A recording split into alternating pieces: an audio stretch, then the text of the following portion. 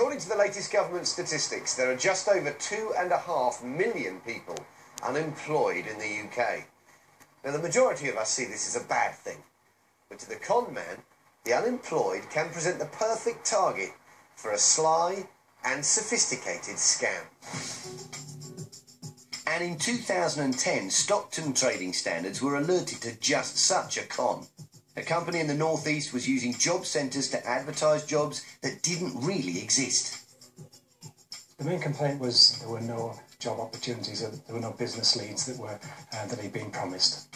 And the investigation would reveal that the man behind the company had used false promises of work to take over £75,000 from innocent job hunters. There were so many people that had been strung along. They'd handed over the money, they'd done the course, and then gradually they'd been fobbed off and fobbed off. Trading Standards were first alerted to the case in November 2010, when complaints began to flood in from worried members of the public. Experienced officer John Morley was assigned to the case. Many of the complainants were of the opinion that the person offering the training was quite plausible and had given the impression that they had employment already lined up.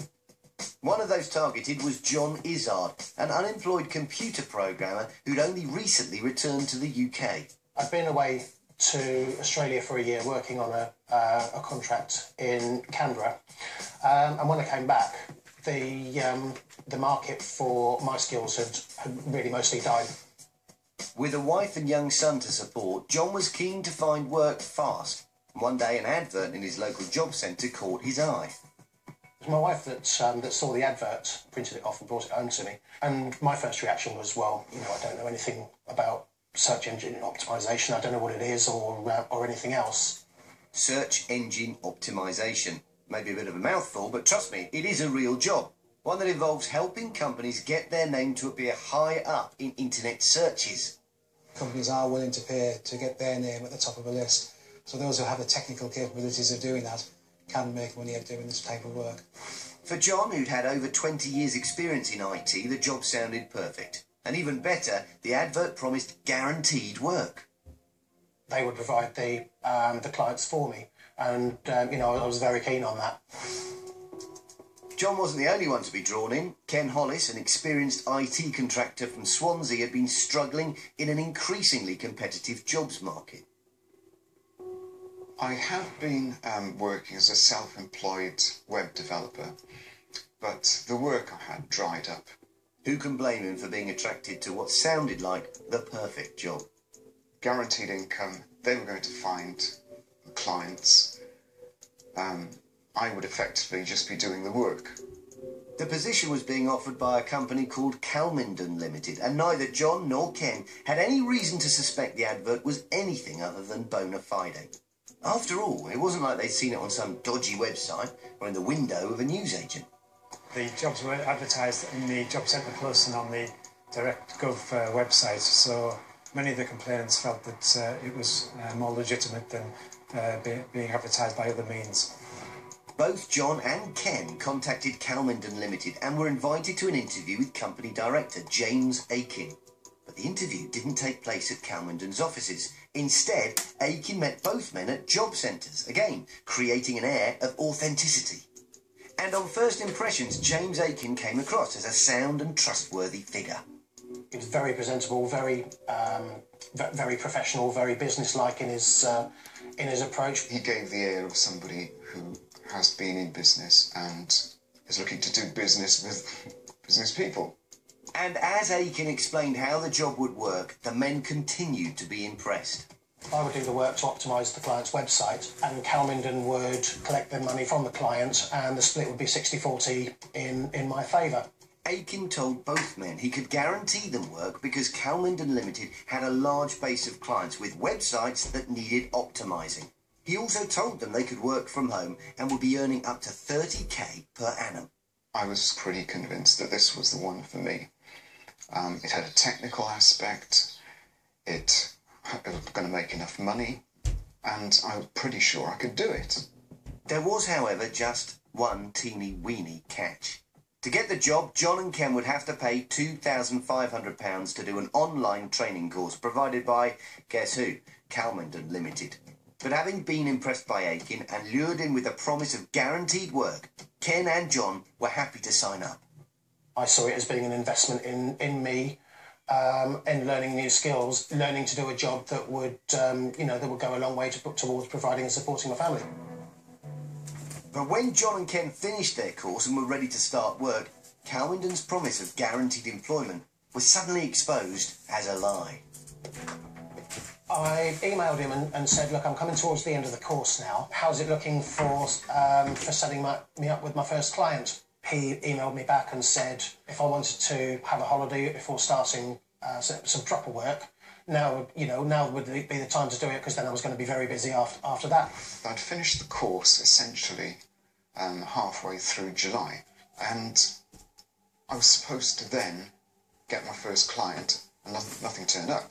The men kept chasing Kalmindon, but company director James Akin didn't have any jobs for them, only excuses. Mr. Akin sent me an email saying, unfortunately, we're experiencing high levels of foreign competition. It'll be a few days, just be patient and don't worry. Because we've had a staff member left, then we might not be able to deal with you. Eventually, it just got to the point where I just had to look around and think, well, is this ever going to happen? Both Ken and John spoke to trading standards, and they weren't the first to do so. Investigator John Morley was now dealing with a pile of similar complaints, and it was clear that this was a widespread operation. The other complaints were spread throughout the country, from Scotland to Wales, the West Midlands, down to London. The victims were nationwide, really.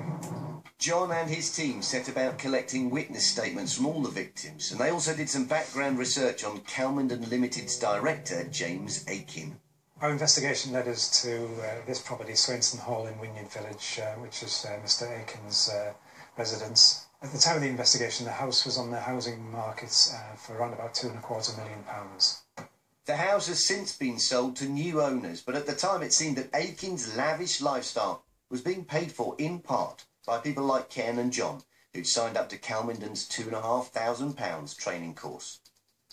It was time for Trading Standards to get James Akin in for a formal interview. At first, it seemed the businessman had an answer for everything. Mr. Akin gave the impression that he fully expected the business plan to be a success. He explained that that had not turned out to be the case, and he blamed the worldwide recession and other competition in this kind of area.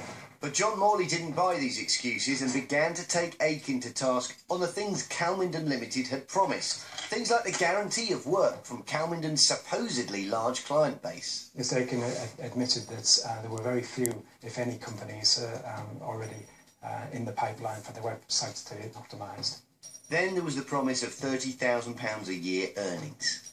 We asked for proof as to how he could establish that kind of figure, and unfortunately he wasn't able to provide that. And then, of course, there was Kalmindon's training course, which Akin had promised was comprehensive. Talking to the consumers who were involved in this case, they didn't feel as though they gained anything from the course that was offered, and certainly not £2,500 worth.